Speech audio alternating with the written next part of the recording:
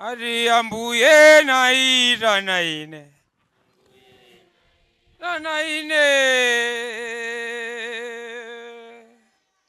naira naine tapumulire kuno mwana we tapumulire kuno iweyo tsamira muru mwana we mwana iwe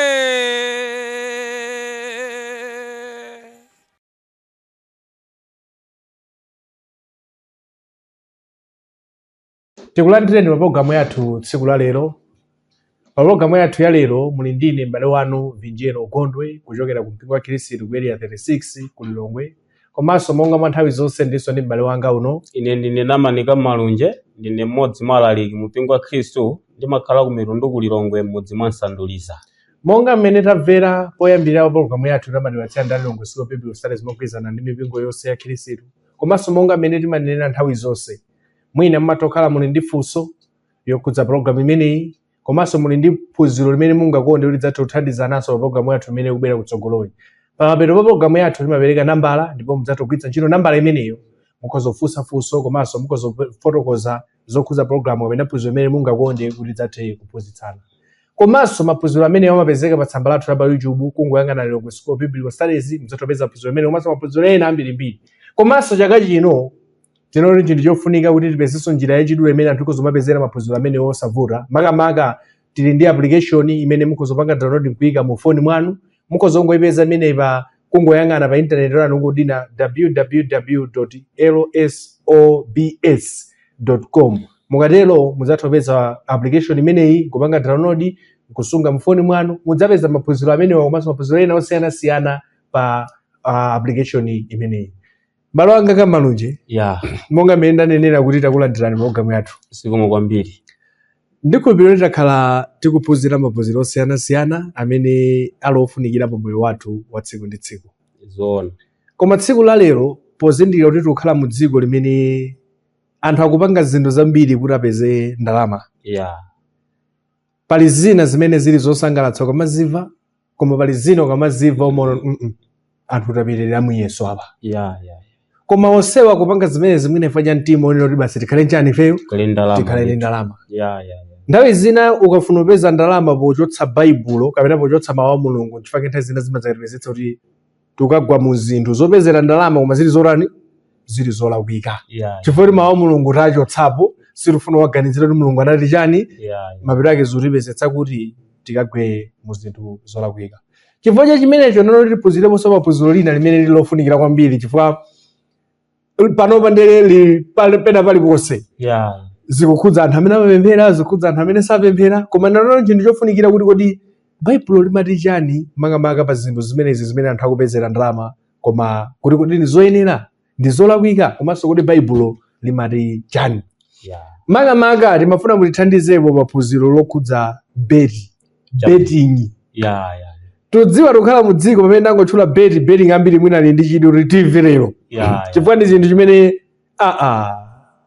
pena paliponse tuchafika chimenechi. Umatopita kumalo umene kuoneka ngati kutali koma ukapeza kuti zili pariso zili pamenepo. Komatu zinthu zimenezi sizinasiye malo. Ndachipake noti tsiku la lero tikambirane pa phunziro limene lokhudza beti kapena betting. Chabwino. Kuti kodi baibulo linazikambapo kuti kodi ndi chani? Choyamba ndiyambe kufunsani kuti kodi tikati beti ndi chani kwenikweni? Zikomo kwambiri. Tikati beti ndi mchitidwe umene umachitika pamene munthu atenga ndalama yake ndi kukayika pa mpikisano. Akatenga ndalama imene janayika pa mpikisano amakhala ndi kulosera china chake. Ndiye ngati wayika ndalama ija nalosera ndiye akapambana pa mpikisano pacha amapeza kuti wapeza ndalama yopitirira imene anayika moija. Izi kale kunalibe, komabe ziliponso zina zimene zinalipo zamachitidwe ofanana ndi beti. Mwachitsanzo kale kunali njuga imene anthu amasewerapo kugwiritsa ntchito makadi, komanso mwina njuga imene isanayambike kale ndimakumbukirapo kuti tinachitapo makamaka makamba zokhudzana ndi madera timachula kuti tela kapena kuti zunguza nthawi imene timagwiritsa ntchito mwina nthawi zino timati wanitambala imene makhala ndalama imene kumbali makhala tambala kwina kubanda ndiye timakusana pamodzi ndiye timapeza pamene pajapo kuti ine luzu kuika mwina 2000 ndiye ni urayi wina yetsa pano ine kazunguza ndalama ija kuibisa ndi dzanja ndiye ni munenera kuti muyikeso yanu ifanane ndi imene ndayikira ine ndiye pamene ndichotsa dzanja langa licha kukapezeka kuti kuli banda ndi tambala ndiye niyo mwaluza ndiye ngati ndilenga ndalama zija ndiye niyo yakuthani koma mukakhala kuti pamene ndayika ndalama ija ngati yagwa kutambala inonso munayikaso kutambala ndiye ni mwawina ndiye yathaine ndiye machula kuti tela kapena kuti zunguza ndiye chifukwa chakukula kwa zinthu ina anapeza njira ina ndimene sanagwiritsa ntchito masewera pogwiritsa ntchito makadi ndipo kenaka lero tikukamba za beti kapena kuti beti imeneyi yangosintha kachitidwe pang'ono kuti ukatenga ndalama yako ukaipa ukabetcha pa betting pacha ndiye kuti manena kuti ndulosera kuti timu ya Vinjero ikapita kumbasera ngati ampira timu ya Vinjero nulosera kuti iwina 2-0 pamwamba pa timu ya Kamalunji ndiye patsogolo pake zapeza kuti yawinadi ya Vinjero ndiye kuti ujapeza ndalama zopitirira imene atatani imeneyo ndimene machidwa kuti beti mwina anthu kuti angamvetse mwachidule yakhala ngati kuti ngachilo kuti ndi njuga koma yachizungu kuti anthu amvetse tsanga angotenga kuti ndi betting ndi njuga koma yachizungu chifukwa monga mmene mafotokozerazo timakumbukira pamene tonse timakula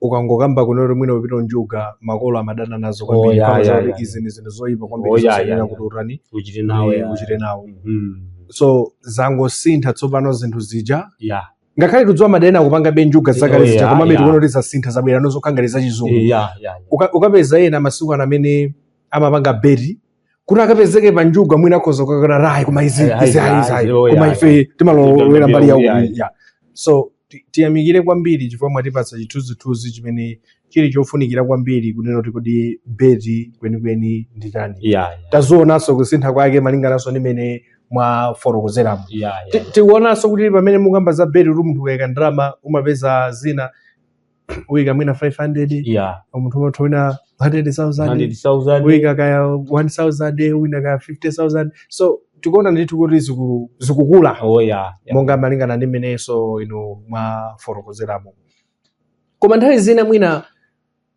tisanafike poona kuti baibulo limati chani pakulakwa kapena kuchita bwino kwa beti nthawi zina mwina timafunika kuti tione kunena kuti tisanaone kuipa kapena ubwino ngati ulipo mwina nthawi zina mukhoza kutithandiza pofuna kuona kuti baibulo linayika njira zoyenera zimene munthu angatsatire kuti apeze ndalama izi ndafunsa ife yake ndi chani tikozowerenga buku la Genesis mwina ukafika buku la Chivumbulutso sitingapeze mawu beti sitingapezepo koma ndekuti mwina munthu akoza kuti tandilozereni pamene ananena kuti usapange beti ndazina anthu amafuna mawu amenewo baibulo so mwina sungapezemo mawu amenewo koma tsopano tizindikira kuti baibulo linatipatsa zonse zofunikira pa moyo wachipembedzo likaona pa 2 Peter chapter 1 verse 3 amatoza kuti zonse zofunikira pa moyo wachipembedzo anatipatsa so tikakamba zokhudza beti ndi zinthu zokhudza moyo wathu kodi mulungu anatipatsa ndondomeko ya mmene ife tingapezere ndalama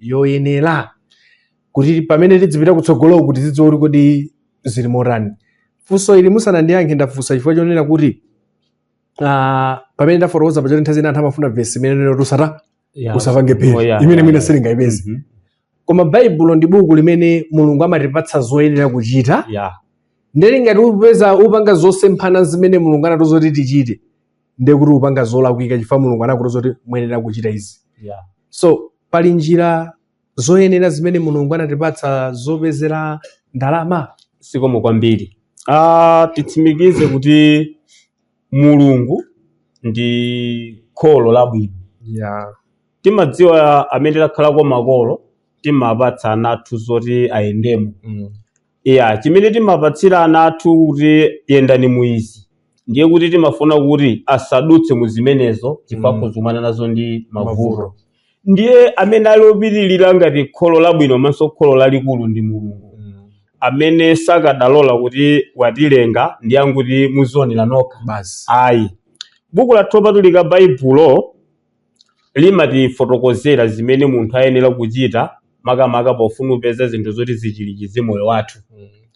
Mwachitsanzo tikawerenga pa Genesis chapter 3 verse yake ya 19 ndi pamene Mulungu anayankhula kwa makolo athu Adamu ndi mkazi wake Hava kuti mudzadya thukuta lanu. Maonena kuti mudzadya thukuta lanu amafuna kutanthauza kuti muyenera kumagwira ntchito, ndipo pambuyo poti mugwira ntchito pamene mungapeze zimene zingathandize moyo wanu. Tikabwera mu nthawi yathu ino ya Chikhristu pa 2 Tesalonica chapter 3 mu verse yake ya kuyambira verse 6 kulekeza verse yake ya 12 ndiwerenga pamenepa.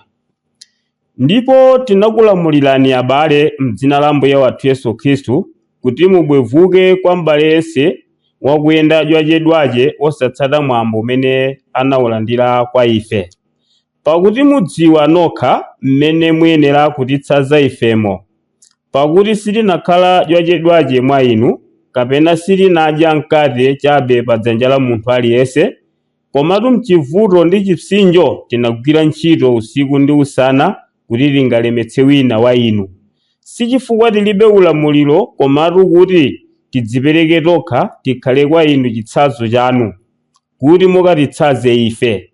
Pakuti pamene tinali nanu tinakulamulirani ichi: ngati munthu safuna kugwira ntchito asadyenso, pakuti tikumva za ena mwa inu kuti ayenda dwachedwache osagwira ntchito konse, koma ali wochita mwina ndi mwina.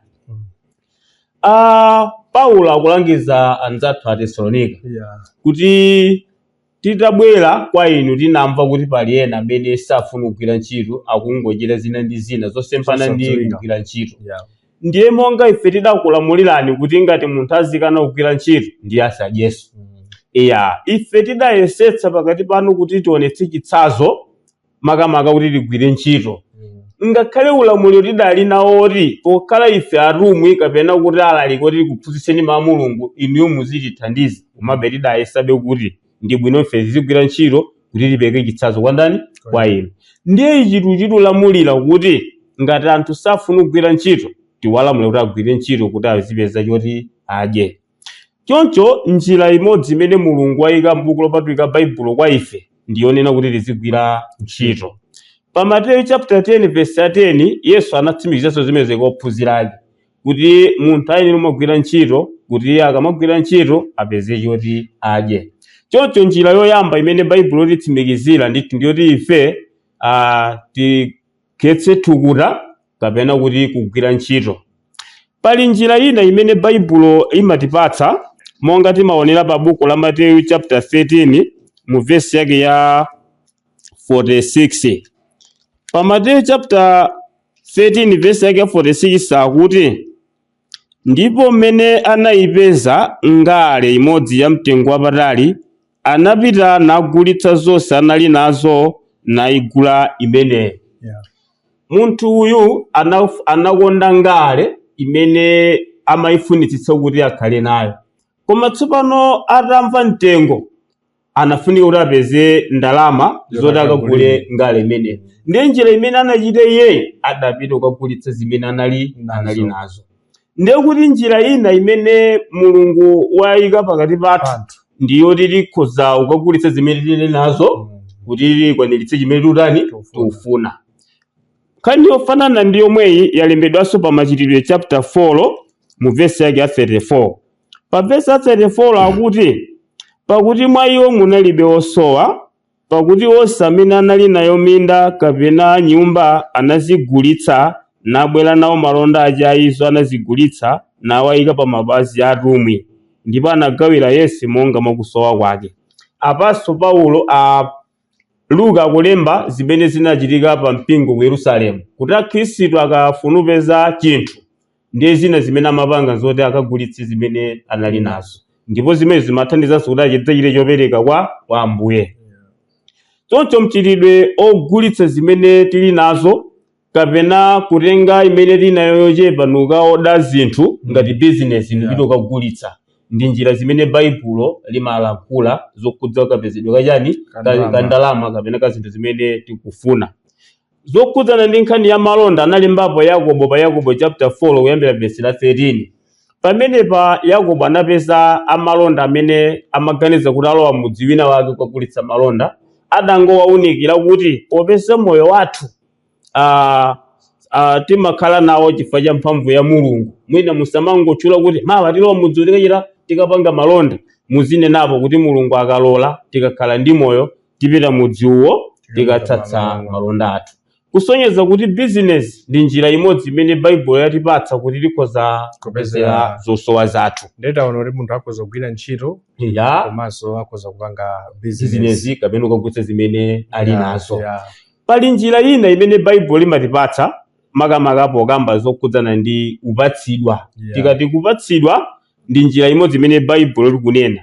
Tikamawerenga m'buku la Luka chapter 6 verse yake ya 38, pamene paso tipeza uthenga umene Yesu amalankhula polimbikitsa anthu kuthandizana kapena kupatsa anthu zinthu.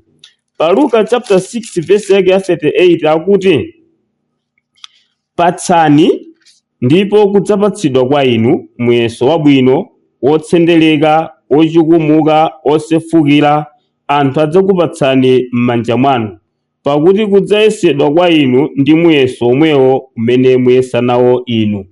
Pamene pa Yesu akunena kuti alipo anthu ena amene adzapeza zinthu mochita chopatsidwa ndi ena. Tikabwera muzolembedwa ndi mfumu Solomo m'buku la Miyambo, pa Miyambo chapter 19 verse yake 17, Solomo alemba kuti ochitira waumphawi chifundo abwereka Yehova. Ndiye kuti Yehova walamulira ndithu kuti amene ali nazo akhoza kuthandiza amene alibe. Ndiye kuti mchitidwe omapeza zinthu chifukwa chopatsidwa ndi wena, inso ndi njira imene Bible lakamba. Ndiye kuti anthu agwirizana kuti munthu ali ndi mavuto awa, ndiye timthandiza bwanji ngati vuto lilipo. Choncho tikakamba za kugwira ntchito, kugulitsa zimene tili nazo, kupanga business, komanso kupatsidwa ndi njira zimene Bible lidalemba kuti kuzipezera zinthu zathu. Komanso nthawi zina anthu ena apeza zinthu molondola mu njira yakuti adasilidwa katundu kwa makolo awo. Njira zimene zizo ndi zimene Bible lalankhulapo ndithu. Choncho mukafunsa kuti kodi Bible laperekapo njira kapena kuti Mulungu atipatsa njira yamene ife tiyenera kuyendamo kuti tipeze zosowa zathu, yankho ndi inde, potengera ndi imene Bible lathu likunenera. Pamene makamba za njira ina yokhudza kuti Mulungu imene anatipatsa munthu kuti yopezera ndalama, munafotokozapo zokhudza kupatsidwa kapena kuchokera kwa makolo, kuchokera kwa ndani. Nadzakumbukira chitsanzo chabwino timapeza buku la Luka chapter 15 verse 11 sitiwerenga kumatsika monso fika verse 32. Timapezapo nkhani ya mwana uja olowerera. Timaona anapita kwa makolo ake kuti andipatseni chani theka la chuma changa. Makolo anatenga kuti lindi kumpatsa. Pamene anapita kuja sanapite ngati osaukayi, anapita ngati olemera. Ndeti tikuona kuti palidi njira ine imene Mulungu anatipatsa imene munthu angapezere chuma, ndi kupeza chuma popatsidwa, mwina cha makolo, kaya cha gogo athu, kaya cha ndani athu amene tatha kusiyiridwa. So tikuona nini kuti Mulungu sanangotisiya pamene amafotokoza pa 2 Petro chapter 1 verse 3 kuti Mulungu anatipatsa zonse zofunika pa moyo ndi pa chipembedzo. Anatipatsadi zonse. Nchifukwa apaso taona kunena kuti Mulungu anatipatsadi njira zimene ife tingapezere ndalama. So panjira zimene mwafotokoza apa situonapo ndithu beti imene ilipoyo, ndikuti tikuona ndithu kuti Mulungu sanangotisiyayi. Ndiponso Mulungu wakhala ngati pamene wanena kuti malamulo ake ponena kuti musabe. Ndiye kuti amafuna ndauza kuti sanatipatse kuti tikachite zonse zimene ife tikaone pa dziko, kwatipanga mpanda kuti muyambira apa ulekezera apa. Ukuyayi pamene ati musabe komanso kuti mugwire ntchito mutere koma musapitirire apa. Nthawi zina munthu amatokhala ndi chidwi kunoti ine ndapanga beti zakazaka pano, ine sinaonepo vuto. Ngakhale timadziwa vuto loonekeratu palambiri amene apanga beti koma akudandaula sanawinepo, aluza ndalama zambiri, mwina limene losaloona ngati vuto. Koma nthawi zina anthu amanoti ine sinaonepo chani, sinaonepo vuto. Mukozotithandiza bwanji kuti anthu amvetsetse kuti pali vuto ndithu, kapena beti imayipa pati? mwina tifunse motero momwe achituli ikozokhala kuti malakwika pati yeah ngakhale taona kuti pa malamulo a Mulungu opezera ndalama silipo kale yeah komanso pali zina zimene malakwikirapo pamene imayipira beti tikamabwera tikukamba za beti tapanga chitsanzo cha beti njuga thera timapepapo tikukamba kuti koma lero tichiwitsa ntchito liwula kuti beti tifani zimene lero zili number 1 zili number 1 mpingonso zili number 1 Khristu ali number 1 choyamba tidziwe kuti ndi chinthu chimene chimalimbikitsa anthu kusagwira ntchito chifukwa mulomo kuti m'maganizo mwawo apeze njira yakuti ntchito tikagwira bwanji kuti akakhetse tukura m'malo make m'maganizo mwawo angoganiza kuti tipanga beti amaganiza kuti ndikangopeza 50 kwacha ndikozokayichulukitsa imene ikhala kuti kapena ndingopeza kabando basi ndinasunga ku Airtel Money kakutere mu mpamba kandalama mwakuti ndipange chakuti ndiye tsopano chifukwa cha zimenezo zimapangisa kuti asakhale ndi malingaliro okagwira ntchito choncho ili ndi vuto komanso nthawi zonse zimakupanga kuti ukhale ndi chibaba nthawi zonse kuti mpeze ndama ndi nthawi zambiri ukakhala nawo lingaliro limeneli zimakupangisa ndithu kuti usokonekere ambiri njuga athera beti yapangitsa kuti zinthu zimene adazipeza kale aziononge kuti mpaka na mabanja ena amene umasokonekera pano padaliza kuti koma tsopano chifukwa cha njira imene bambo mudatsatayi kupangisa zinthu zimene zidani zisokonekere komanso tidziwe kuti anthu amene anayambitsa beti sikuti anali ndi cholinga chofuna athandize cholinga cha kuyambitsa beti chinali choti ndipeze njira bwanji kuti ndipeze ndabere anthu ndiye izi ndi vuto limene limabwera pa nkhani yokudzana ndi mchiricho umene wa beti pali njira zambiri zimene beti yamayipa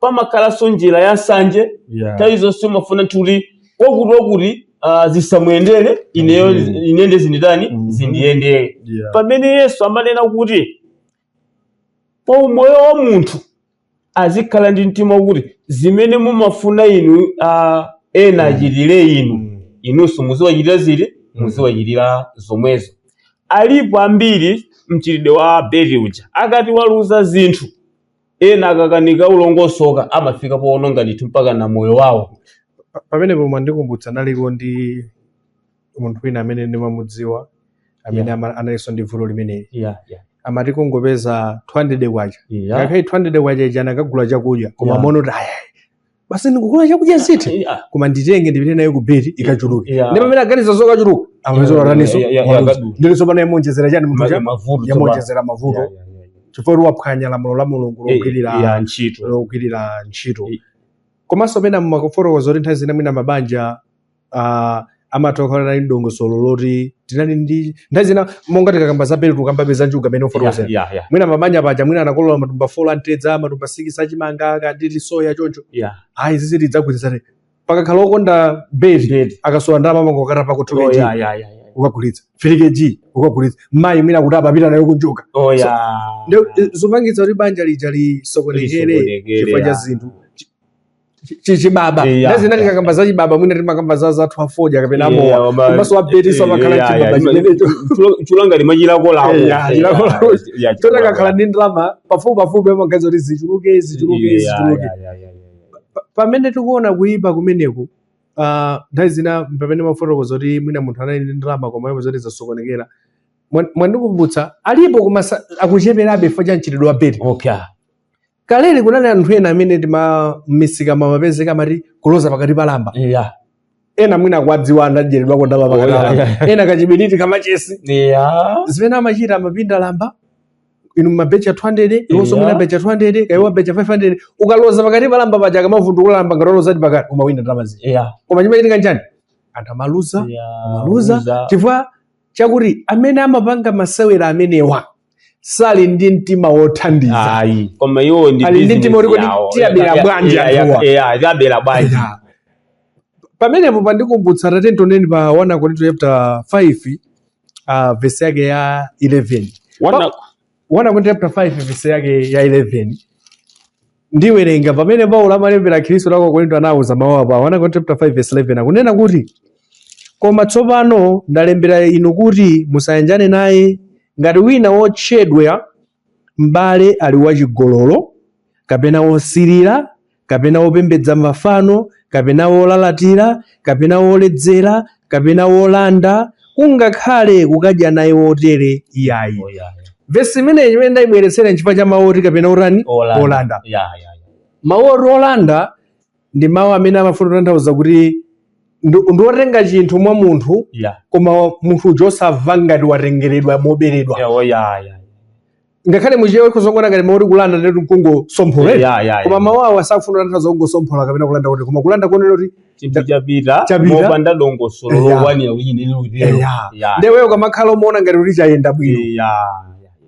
Amene amapanga za bedi monga amene tafotokozera sali ndi mtima othandiza koma ndi mtima opeza ndalama. Ndewe ukabecha nkuluza sukhala ndi mtima okhala ngati waberedwa koma umaona ngati basi ndaluze pamene wajakulani ndithu akubera ndithu. Nchifukwa kuti aliyense opanga mchitidwe umenewu kumwamba sakalowa. Izi ndi zosayenerera. Nde pamene mukamba ndithu kuti zinthu zili ndi vuto zikuoneka ndithu kuti zili ndi vuto. Olo mabanja amene monga mmene mwafotokozera mamuna mwina amagwira ntchito alandira kandi 100,000 taonapo amuna ambiri akutero. Izi ndikumbukira ndili ndi nzanga wina amene amakhalasa kulongwe kuno koma pano panathawa. Chinamuthawitsa ndi chani? Anapezeka kuti amapanga business ndithu amathandiza anthu mogula magalimoto kunja ndeni mwina mufuna kugula galimoto basi mupatsa ndalama akakodera ndifuna ndikatenge galimoto ija yafika ku Tanzania ndikakutengereni mupatsa ndalama osakatenga ndamazicha kupitisa kai ku bedi ndakapitisa bedi mwina ika 100,000 baba pande ndi wina wakawina akaika 100 mwina pezoro wina 120 ndawina ijepo ndike 200 chayupita popeza ndanyeza 200 ya munthu ndike 500 uli ndiwina yambiri 500 upita zabiti kila ko munthu chakupeza kuti chinafika cha ngongolesa muchulukira ngufika kuti pano sintani pano sikhala anathawa. Ndeti kuona ndithu kuti zimasowetsa mtendere chifukwa tatsatira njira yolakwika yopezera ndalama. Tikachita ndithu motsutsana ndi malangizo a Mulungu kopita kuti makumana ndi mavuto ambiri. Mulungu ndi Mulungu wamkulu ndi wanzeru adalola kuti anthu andasunga powapatsa malangizo ndithu. Pamene tupita umapeto tsopano tingomaliza nkuneno kuti nanga kwa ife amene tilakhirisiru ngakhale taona ndi zolakwika taona Mulungu anayika njira yoyenera yopezera ndalama palibepo za bedi si njira yoyenera yopezera ndalama imene Mulungu amafuna kwa munthu. Kwa nkhirisitu ena amapanga bedi panakali pano tikoza wapatsa malangizo otani? Zikomo kwambiri. Timadziwa kuti potengera ndi muyeso wa zidziwitso zathu pali zinthu zina zimene umaziona mukaphunzira komanso paja pali machimo ena amene ndioneka kale ndi mwina ili lingalitche kuti ndi zinthu chofunika uchiona pokhapokha muchiphunzire. Ndiye pamene akhristu taphunzira limodzi muphunziro ili ndiye kuti zawapanga chidziwitso kuti ndizoonadi kuti zinthu izi zolakwika. Ndiye monga mkhristu anenera kuti abwerere ku zimene Baibulo lunena kuti akafuna kupeza ndalama kapena kupeza zinthu zina atsate zimene Baibulo lunena. Chifukwa pa Roma chapter 3 mu verse yake 8 aunena kuti kodi tichite zoyipa pofuna kuti zabwino zikadze akuti ayi musatero. Sitene kuchita chinthu choyipa chifukwa chofuna kupeza zinthu zabwino. Verse imeneyo ndiyofunikira kwambiri fo ina kuzomata ndikamapanga bedi ndimathandiza makolo anga ndimathandiza banja langa imandithandiza. Koma Baibulo nena kuti sitiyenera kutsata njira yolakwika pofuna kuti tikapeze zinthu zabwino. Indokuzopeza zabwino koma ngati njira yolakwika zolakwika. N'chifukwa chake Mulungu muchipangano chakale udzera mwa Solomoni analakulapo ndithu kunena kuti mumadziwa kuti muyeso onyenga umanyansa Yehova.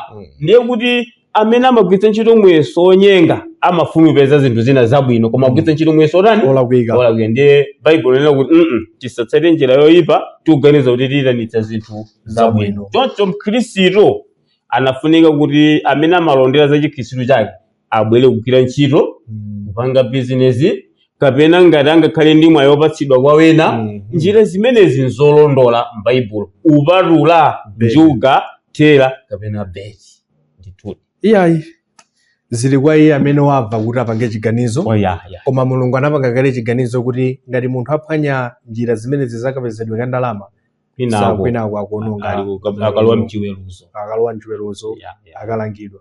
Iyayi zili ndinu kwa amene tatsatira limodzi program imeneyi pamene taphunzira zokhudza beti. Taona kuti mkhirisitu sayenera kuchita nawo beti, ndipo amene amapanga beti akuphwanya lamulo la Mulungu. Pa programu yathu ya lero munali ndine m'bale wanu Vinjero Gondwe kuchokera ku mpingo wa Khristu ku Area 36, komanso m'bale wanga apa. Ine ndine Namanika Malunje, mmodzi mwa alaliki mu mpingo wa Khristu, ndimakhala ku Milundu ku Lilongwe mmodzi mwa Nsanduliza. Kufikiranso nthawi ina, Mulungu akudalitseni nonse. Amen. ati ambuye naita na ine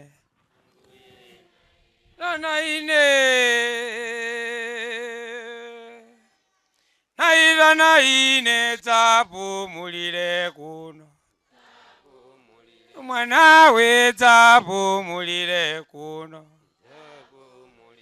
iweyo tsamira mutu mwanawe.